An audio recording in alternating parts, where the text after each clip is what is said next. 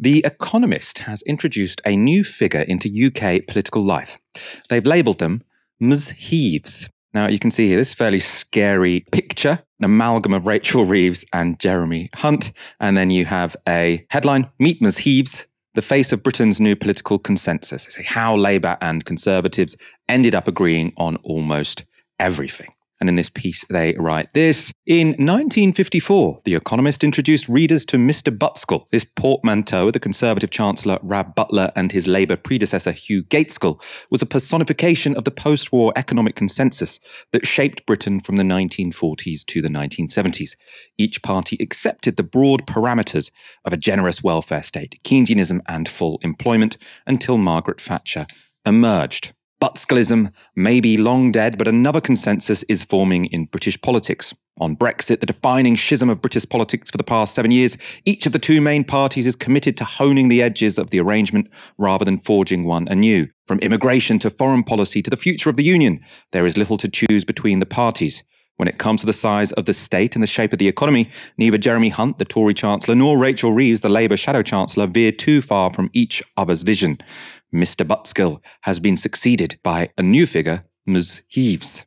In terms of what this consensus consists of, the economists say both Hunt and Reeves share a paranoia about financial stability.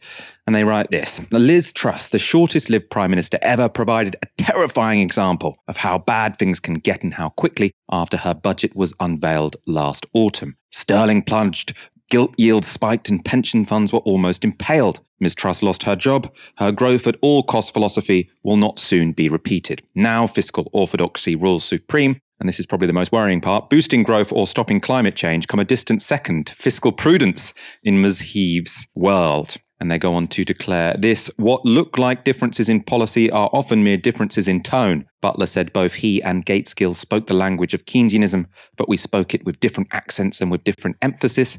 British politics now takes place in the interstices of a hulking consensus, with politicians reduced to squabbling over a few £1 billion worth of annual state spending, mere crumbs off a £1 trillion cake. Aaron, is this a fair assessment from The Economist, and does it matter? Well, The Economists love this stuff, don't they? You know, it's a witty portmanteau, Ms. Heaves, you know, woke 21st century, because of course it was Mr. Butskill, now it's Miss Heaves. Isn't that clever? Isn't that witty? What does it actually tell us? Not very much, I think, Michael. I'm one of those people that says, you know, portmanteaus aren't a political argument. So if somebody says, oh, you know, you're a monarchist or whatever, you go, look, there's not an argument. You're not making a point. You've just joined two words together.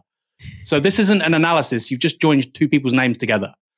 Now, the difference between Heavesism, if such a thing exists, and I don't think it does, and Butskillism is that in the late 40s, 50s, 60s, early 70s, but for 3 decades, let's say, or for the best part of 3 decades, that consensus between the two major parties, and there wasn't an entire consensus, because bear in mind, in the 1945 general election, Winston Churchill said that if Labour came to power, they'd be creating a British version of the Gestapo to oversee this new welfare state they were talking about. So that doesn't sound like a consensus to me. But anyway, let's say there was significant consensus, at least for the 50s and most of the 60s. But there was a consensus around a set of political and economic arrangements which was leading to rising living standards and high rates of profit and a sense of social progress and things getting better. Is Heavesism doing that? It is the consensus that The Economist clearly wants these two politicians, by the way, to adopt that kind of consensus of putting fiscal probity above growth or climate change. Where does the electorate fit in here?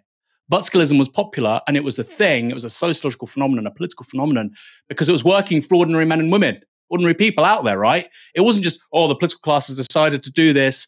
Oh, so clever them. And, you know, hangers-on, which we call the electorate, well, they can like it or lump it. No, it was popular for a reason. Is Heavesism popular?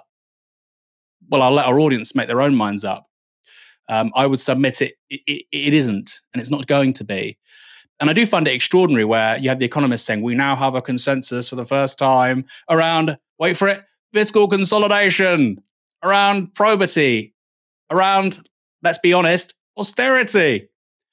That's not new, guys. That's the same thing you were calling for after 2008, and which the British government adopted after 2010, and which, without any shadow of a doubt, has left this country poorer, more unequal, and more unhappy since it's been instigated at your behest and at the behest, really, of much of the financial media in this country. You now have the Financial Times saying, oh, austerity, that was so awful. Stephanie Flanders, we talked about her last week on the TV for Bloomberg News. Austerity, a terrible, tragic political mistake. She was at the BBC in 2010-11 saying how smart it was. So I'll commend The Economist for this, at least, Michael. They're sticking by their guns.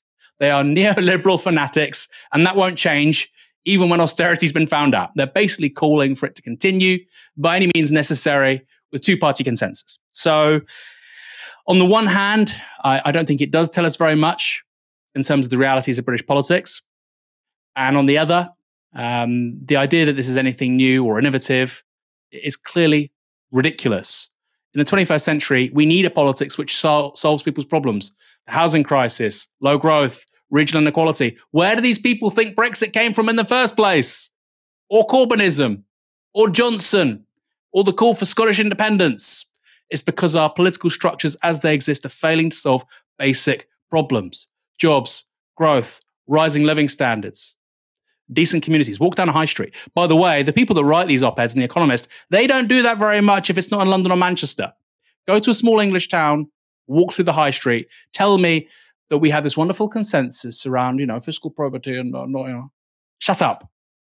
Shut up. You're living in a little fantasy world writing these op-eds in central London without actually engaging with the reality of living in a democracy where, by the way, the electorate count and the problems that this country faces.